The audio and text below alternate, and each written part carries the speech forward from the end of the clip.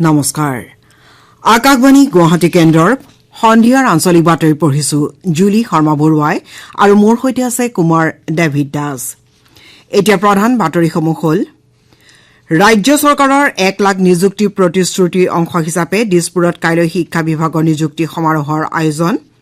যোৰহাটৰ সাংসদ গৌৰৱ গগৈ কংগ্ৰেছ সংসদীয় দলৰ উপদলপতি হিচাপে নিযুক্তি ফৰকাল বতৰৰ পৰিপ্ৰেক্ষিতত ৰাজ্যৰ বান পৰিস্থিতিৰ ক্ৰমাৎ উন্নতি বান ক্ষতিগ্ৰস্ত অঞ্চলত এনডিআৰএফ এছডিআৰএফকে ধৰি উদ্ধাৰ বাহিনীৰ অভিযান অব্যাহত ইউৰোকাপ ফুটবল প্ৰতিযোগিতাৰ ফাইনেলত আজি বাৰ্লিনত স্পেইন ইংলেণ্ডৰ মুখামুখি কাইলৈ পুৱা মিয়ামিত কোপা আমেৰিকা ফাইনেলত আৰ্জেণ্টিনা কলম্বিয়াৰ বিৰুদ্ধে অৱতীৰ্ণ আৰু আজি হাৰাৰেত অনুষ্ঠিত অন্তিমখন টি20 খেলত জিম্বাবৱেক জয়ৰ বাবে ভাৰতৰ 168 ৰানৰ লক্ষ্য নিৰ্ধাৰণ এতিয়া শুনক বিতং বাতৰি ৰাজ্য চৰকাৰৰ 1 লাখ নিযুক্তিৰ প্ৰতিশ্ৰুতিৰ পূৰণৰ অংশ হিচাপে কাইলৈ দিছপুৰ লোকসেৱা ভৱনৰ সন্মিলন কক্ষত শিক্ষা বিভাগৰ অধীনত 41 গৰাকী প্ৰাৰ্থীলৈ নিযুক্তি পত্ৰ প্ৰদানৰ উদ্দেশ্যে নিযুক্তি সমাৰোহৰ আয়োজন কৰা হৈছে এই 41 গৰাকী প্ৰাৰ্থীৰ ভিতৰত উচ্চ শিক্ষা সঞ্চালকালয়ত 22 গৰাকী কাৰিকৰী শিক্ষা সঞ্চালকালয়ত 12 গৰাকী আৰু ৰাজ্যিক শিক্ষা গৱেষণা আৰু প্ৰশিক্ষণ পৰিষদত 7 গৰাকী প্ৰাৰ্থীক নিযুক্তি পত্ৰ প্ৰদান কৰা হ'ব এই অনুষ্ঠানত মুখ্যমন্ত্ৰী হিমন্ত বিশ্ব শৰ্মা মুখ্য অতিথি হিচাপে উপস্থিত থকাৰ লগতে শিক্ষামন্ত্ৰী ডাঃ ৰণোজ পেগু উপস্থিত থাকিব উল্লেখযোগ্য যে চলিত বৰ্ষৰ 14 মাৰ্চ পৰ্যন্ত ৰাজ্য চৰকাৰে ৯৭,৪৫৪ গৰাকী প্ৰাৰ্থীক নিযুক্তি পত্ৰ প্ৰদান কৰিছে কংগ্ৰেছৰ সংসদীয় দলৰ অধ্যক্ষ সোনিয়া গান্ধীয়ে লোকসভাত দলৰ উপনেতা মুখ্য হুইপ আৰু অন্য দুগৰাকী হুইপ নিযুক্তি সন্দৰ্ভত নিম্ন সদনৰ অধ্যক্ষলৈ এখন পত্ৰ প্ৰেৰণ কৰিছে সেই অনুসৰি যোৰহাটৰ সাংসদ গৌৰৱ গগৈ পুনৰ লোকসভাত কংগ্ৰেছ সংসদীয় দলৰ উপদলপতি হিচাপে নিযুক্তি দিয়া হৈছে আনহাতে কুডিকুন্দিল সুৰেশক মুখ্য হুইপ হিচাপে নিযুক্তি দিয়া হৈছে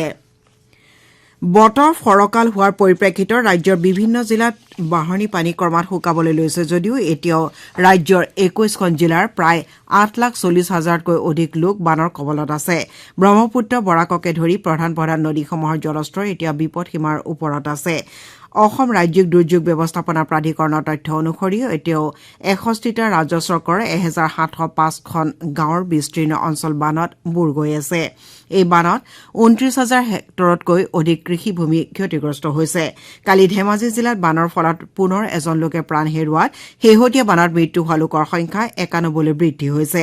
ৰাজ্য চৰকাৰে স্থাপন কৰা 221টা আশ্ৰয় শিবিৰত 36,000তকৈ অধিক লোকে আশ্ৰয় লৈ আছে এনডিআৰএফ এছডিআৰএফ অগ্নি নিৰ্বাপক বাহিনী আৰক্ষী আৰু দুৰ্যোগ ব্যৱস্থাপনা প্ৰাধিকৰণৰ স্বেচ্ছাসেৱকসকলে বান ক্ষতিগ্ৰস্ত অঞ্চলত উদ্ধাৰ অভিযান অব্যাহত ৰাখিছে ইয়াৰ লগতে বিভিন্ন স্বেচ্ছাসেৱী সংগঠনসমূহেও বানত ক্ষতিগ্ৰস্ত সকলোলৈ সাহায্য আগবঢ়াইছে যোৰহাটত বিভিন্ন আগশাৰী স্বেচ্ছাসেৱী অনুষ্ঠানসমূহে বানৰ শিবিৰসমূহত সাহায্য আগবঢ়াইছে নিমাতী সমীপৱৰ্তী ব্ৰহ্মপুত্ৰ বান আৰু খহনীয়াই ক্ষতিগ্ৰস্ত কৰা পৰিয়ালসমূহৰ মাজত আজি এটা স্বেচ্ছাসেৱী অনুষ্ঠানে খাদ্য সামগ্ৰী বিতৰণ কৰে ইফালে ভাৰতীয় বতৰ বিজ্ঞান বিভাগৰ গুৱাহাটী কাৰ্যালয়ে সদৰি কৰা তথ্য অনুসৰি পৰৱৰ্তী কেইঘণ্টামানত ৰাজ্যখনৰ চৰাইদেউ ধেমাজি ডিব্ৰুগড় গোলাঘাট যোৰহাট লখিমপুৰ মাজুলী শিৱসাগৰ তিনিচুকীয়া চিৰাং বৰপেটা বঙাইগাঁও বিশ্বনাথ দৰং ধুবুৰী ডিমা হাছাও গোৱালপাৰা কোকৰাঝাৰ কামৰূপ আৰু কামৰূপ মহানগৰকে ধৰি ভালেকেইখন জিলাত মজলীয়া বৰষুণৰ লগতে ধুমুহা অহাৰ সম্ভাৱনা আছে ইয়াৰ পৰিপ্ৰেক্ষিতত ৰাজ্যৰ বান ক্ষতিগ্ৰস্ত লোকসকলক সাৱধান হৈ থাকিবলৈ সতৰ্কতা জাৰি কৰা হৈছে ইফালে বানত হোৱা ক্ষয়ক্ষতিৰ সঠিক মূল্যায়ন হোৱাৰ লগে লগে কেন্দ্ৰীয় চৰকাৰে অসমলৈ আৰ্থিক অনুদান প্ৰেৰণ কৰিব বুলি ইতিমধ্যে প্ৰকাশ কৰিছে সদৌ টাই আহোম ছাত্ৰ সন্থাৰ ৩৬ সংখ্যক কেন্দ্ৰীয় প্ৰতিষ্ঠা দিৱস আজিৰ পৰা দুদিনীয়া কাৰ্যসূচীৰে শিৱসাগৰত অনুষ্ঠিত হৈছে নগৰখনৰ বৰ্ডিং খেলপথাৰত গছপুলি ৰোপণেৰে প্ৰতিষ্ঠা দিৱসৰ কাৰ্যসূচী আৰম্ভ কৰা হয় ইয়াৰ পাছত পতাকা উত্তোলন মৈদাম তৰ্পণ শ্বহীদ শ্ৰদ্ধাঞ্জলি আদি অনুষ্ঠানৰ আয়োজন কৰা হয় ইয়াৰ লগতে ডিম্বেশ্বৰ গগৈ সোঁৱৰণী সদৌ অসম ভিত্তিত তৰ্ক প্ৰতিযোগিতা অনুষ্ঠিত হয় শিৱসাগৰ বাণিজ্য মহাবিদ্যালয়ৰ অধ্যক্ষই উদ্বোধন কৰা তৰ্কৰ প্ৰতিযোগিতাখনৰ বিষয় আছিল বৰ্তমান অসমৰ ৰাজনৈতিক প্ৰেক্ষাপটত আহোম স্বৰ্গদেউসকলৰ কূটনৈতিক পাৰদৰ্শিতাৰ প্ৰাসংগিকতা আছে আজিৰ কাৰ্যসূচীত সন্ধিয়া বিভিন্ন দল সংগঠনৰ নেতৃত্বৰ সৈতে মত বিনিময় অনুষ্ঠান অনুষ্ঠিত হ'ব কেন্দ্ৰীয় জনজাতি পৰিক্ৰমা মন্ত্ৰী জুৱেল ওৰাম তিনিদিনীয়া চৰকাৰী কাৰ্যসূচীৰে অসমত উপস্থিত হৈছে শিৱসাগৰ জিলাত কেইবাটাও কাৰ্যসূচীত অংশগ্ৰহণ কৰিবলগীয়া কেন্দ্ৰীয় মন্ত্ৰীগৰাকী আজি শিক্ষামন্ত্ৰী ডাঃ অনুজ পেগু আৰু শ্ৰমিক কল্যাণ মন্ত্ৰী সঞ্জয় কিষাণে ডিব্ৰুগড় বিমান বন্দৰত আদৰণি জনায় বিধায়ক শ্ৰী প্ৰশান্ত ফুকন আৰু বিজেপিৰ কিছুসংখ্যক কাৰ্যকৰ্তাই মন্ত্ৰী দুগৰাকীক সংগ দিয়ে গুৱাহাটী প্ৰেছ ক্লাবত এটা স্বেচ্ছাসেৱী সংগঠনৰ উদ্যোগত আজি আয়োজিত মিৰাকল মিলেট অভিযানৰ বৰপেটা জিলাৰ অতিৰিক্ত জিলা আয়ুক্তই শুভাৰম্ভ কৰে মিলেটৰ ক্ষেত্ৰত বিশেষ গুৰুত্ব প্ৰদান কৰি মিৰাকল মিলেটৰ ষ্টাৰ্টআপৰ কৰ্মকৰ্তাসকলে এই অভিযানৰ বিষয়ে অনুষ্ঠানত বিতংকৈ ব্যাখ্যা কৰে অনুষ্ঠানত অংশগ্ৰহণ কৰি তামুলপুৰৰ অতিৰিক্ত জিলা আয়ুক্তই পুষ্টিমান নামেৰে নামকৰণ কৰা অভিযানৰ শুভংকৰটো মুকলি কৰে গৌৰৱোজ্জ্বল মহাৰাজত জয়ন্তী বৰ্ষত ভৰি দিয়া প্ৰাথমিক বিদ্যালয় শিক্ষকৰ সংগঠন অসম ৰাজ্যিক প্ৰাথমিক শিক্ষক সন্মিলনীৰ 44 সংখ্যক দ্বিবাৰ্ষিক অধিৱেশনখন অহা 23 জুলাইৰ পৰা 4 দিনীয়াকৈ হাইলাকান্দিত অনুষ্ঠিত হ'ব হাইলাকান্দি জিলা প্ৰাথমিক শিক্ষক সন্মিলনী ব্যৱস্থাপনা চহৰখনৰ ৰবীন্দ্ৰ ভৱনত অনুষ্ঠিত হ'বলগীয়া অধিৱেশনখনৰ শ্লোগান হৈছে শিক্ষাই জলবায়ু পৰিৱৰ্তনৰ সমস্যা সমাধানৰ পথ আৰু শিশু শ্ৰমিক বন্ধ কৰক শিশুক বিদ্যালয়লৈ পঠিয়াওক উল্লেখযোগ্য যে 1949 চনৰ 23 নৱেম্বৰত অবিভক্ত কাছাৰ জিলাৰ শিলচৰ চহৰত ককা নীলমণি ফুকনৰ সভাপতিত্বত অসম ৰাজ্যিক প্ৰাথমিক শিক্ষক সন্মিলনী গঠন হৈছিল নতুন দিল্লীত অনুষ্ঠিত হ'বলগীয়া বিশ্ব ঐতিহ্য সমিতি বৈঠকৰ পৰিপ্ৰেক্ষিতত আজি অসম চৰকাৰৰ কাৰ্যবাহীসকলে বিশ্ব ঐতিহ্য সমিতিৰ অধ্যক্ষক অসমীয়া পৰম্পৰাৰে আদৰণি জনায় উল্লেখযোগ্য যে ইউনেস্কোৰ ইতিহাসত প্ৰথমবাৰৰ বাবে ভাৰতত এই বৈঠক অনুষ্ঠিত হ'ব অহা 21 জুলাইৰ পৰা অনুষ্ঠিত হ'বলগীয়া এই বৈঠকৰ কাৰণে ভাৰতৰ হৈ ৰাষ্ট্ৰদূত বিশাল শৰ্মাক অধ্যক্ষ হিচাপে নিৰ্বাচন কৰা হৈছে এই বৈঠকত অসমৰ বাবে তাৎপৰ্যপূৰ্ণভাৱে চৰাইদেউৰ মৈদাম ক্ষেত্ৰসমূহ বিশ্ব ঐতিহ্যৰ তালিকাত স্থান লাভৰ বাবে ভাৰতৰ পৰা মনোনয়ন কৰা হৈছে বাক্সা জিলাৰ বাৰাপেটা উচ্চ মাধ্যমিক বিদ্যালয় প্ৰাংগণত আজি দিনজোৰা কাৰ্যসূচীৰে অসম সাহিত্য সভাৰ খাৰিজা বিজনী শতদল শাখা সাহিত্য সভাৰ বাৰ্ষিক অধিৱেশন আৰু সভ্য সমাৰোহ অনুষ্ঠিত হয় অনুষ্ঠানত সাহিত্য সভাৰ পতাকা উত্তোলনৰ পাছতে 3,50,000 টকা ব্যয় সাপেক্ষে নিৰ্মাণ কৰি উলিওৱা সাহিত্য সভাৰ স্থায়ী কাৰ্যালয়টো বিটিআৰৰ কাৰ্যবাহী সদস্য গৌতম দাসে উদ্বোধন কৰে সভাত অংশগ্ৰহণ কৰি ভৱানীপুৰ বিধানসভা সমষ্টিৰ বিধায়ক ফণীধৰ তালুকদাৰে নৱনিৰ্মিত কাৰ্যালয়টো উন্নীতকৰণৰ বাবে অতিৰিক্ত 2 লাখ টকাৰ অনুদানৰ ঘোষণা কৰে এতিয়া লৈছো খন্তেক বাণিজ্যিক বিৰতি भी होंगे पारंपरिक साक्ष्य भारतीय साक्ष्य अधिनियम मतलब नया कानून 1 जुलाई से लागू आजाद भारत के अपने कानून तारीख पर तारीख युग का हो गया अंत न्यायिक प्रक्रिया के लिए समय सीमा तय भारतीय नागरिक सुरक्षा संहिता 1 जुलाई से लागू आजाद भारत के अपने कानून अब डिजिटल শ্ৰোতাসকলে আঞ্চলিক বাতৰি শুনিছে আকাশবাণী গুৱাহাটী কেন্দ্ৰৰ পৰা অসম আৰক্ষী এজন অৱসৰপ্ৰাপ্ত মহাপৰিদৰ্শকৰ বেংক একাউণ্টৰ ধন জালিয়াতিৰে আত্মসাৎ কৰাৰ গোচৰত আজি দিছপুৰ আৰক্ষীয়ে ষ্টেট বেংক অব ইণ্ডিয়াৰ বৰবাৰী শাখাৰ প্ৰাক্তন শাখা প্ৰবন্ধক গুলেনুৰ হুছেইনক আটক কৰিছে একেটা গোচৰতে আৰক্ষীয়ে ত্ৰিদীপ কলিতা নামৰ আন এজন লোককো আটক কৰে উল্লেখযোগ্য যে অৱসৰপ্ৰাপ্ত উপ মহাপৰিদৰ্শক ভৱধৰ দত্তৰ বৰবাৰী শাখা থকা বেংক একাউণ্টৰ পৰা 26 লাখ টকা গোপনে বিভিন্ন তাৰিখত অন্যান্য বেংক একাউণ্টলৈ হস্তান্তৰ কৰা হৈছে এই সম্পৰ্কে অৱগত হৈ শ্ৰী দত্তই দিয়া এজাহাৰৰ ভিত্তিত দিছপুৰ থানাত এটা গোচৰ পঞ্জীয়ন কৰা হয় এই গোচৰৰ তদন্তত বৰবাৰী শাখাৰ প্ৰাক্তন শাখা প্ৰবন্ধক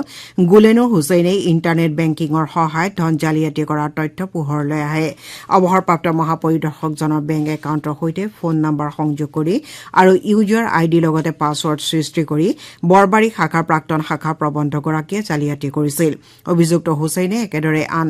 বহু লোকৰ ধন আত্মসাৎ কৰা ঘটনা সন্দৰ্ভত আৰক্ষীয়ে তদন্ত অব্যাহত ৰাখিছে স্পেইন আৰু ইংলেণ্ডৰ মাজত বাৰ্লিনত আজি নিশা 12:30 বজাত ইউৰো কাপ ফুটবল প্ৰতিযোগিতাৰ ফাইনেল খেলখন অনুষ্ঠিত হ'ব খেলখনত স্পেইনে অভিলেখ সংখ্যক চতুৰ্থবাৰৰ বাবে খিতাপ লাভৰ লক্ষ্যৰে অৱতীৰ্ণ হোৱাৰ বিপৰীতে ইংলেণ্ডে একেৰাহে দ্বিতীয়বাৰৰ বাবে ইউৰো কাপৰ ফাইনেলত খেলিব ছেমি ফাইনেলত স্পেইনে ফ্ৰান্সক আৰু ইংলেণ্ডে নেদাৰলেণ্ডছক 2-1 গ'লত পৰাজিত কৰিছিল আন এখন মহাদেশীয় ফুটবল প্ৰতিযোগিতা কোপা আমেৰিকাৰ ফাইনেল কাইলৈ ভাৰতীয় সময় অনুসৰি পুৱা 5:30 বজাত অনুষ্ঠিত হ'ব মিয়ামিত হ'বলগীয়া খেলখনত আৰ্জেণ্টিনা কলম্বিয়াৰ বিৰুদ্ধে অৱতীৰ্ণ হ'ব ছেমি ফাইনেলত কলম্বিয়াই উৰুগুৱেক আৰু আৰ্জেণ্টিনাই কানাডাক পৰাজিত কৰিছিল উল্লেখযোগ্য যে আৰ্জেণ্টিনাই তৃতীয়বাৰৰ বাবে খিতাপ জয়ৰ চেষ্টা চলাব আনহাতে কলম্বিয়া দ্বিতীয়বাৰৰ বাবে কোপা আমেৰিকা ফুটবল প্ৰতিযোগিতা চূড়ান্ত বিজয়ী হোৱাৰ লক্ষ্যৰে খেলত অৱতীৰ্ণ হ'ব 7 বাৰৰ চেম্পিয়ন নোভাক জোকোভিচ আজি উইম্বলডন টেনিছ প্ৰতিযোগিতা পুৰুষৰ ছিংগলছৰ ফাইনেলত যোৱাবাৰৰ চেম্পিয়ন কাৰ্লোছ আলকাৰাজৰ সন্মুখীন হ'ব খেলখন ভাৰতীয় সময় অনুসৰি সন্ধিয়া 6:30 বজাত আৰম্ভ হ'ব ইপিনে মিক্স ডাবলছৰ ফাইনেলত আজি পোলেণ্ডৰ জন জেলেন্সকি আৰু টাইৱানৰ ছুৱে চিহৰ যুটিটো মেক্সিকোৰ চেণ্টিয়াগো গুঞ্জালেজ আৰু গুলিয়ানা আমলুজৰ মুখামুখি হ'ব ইফালে চেক গণৰাজ্যৰ বাৰবুৰা ক্ৰাই জিকোভাই কালি ইটালীৰ জেছমিন পাওলিনি 6-2, 2-6, 6-4 ছেটত পৰাস্ত কৰি প্ৰথমবাৰৰ বাবে উইম্বলডন টেনিছ প্ৰতিযোগিতাৰ মহিলাৰ ছিংগলছৰ খিতাপ দখল কৰে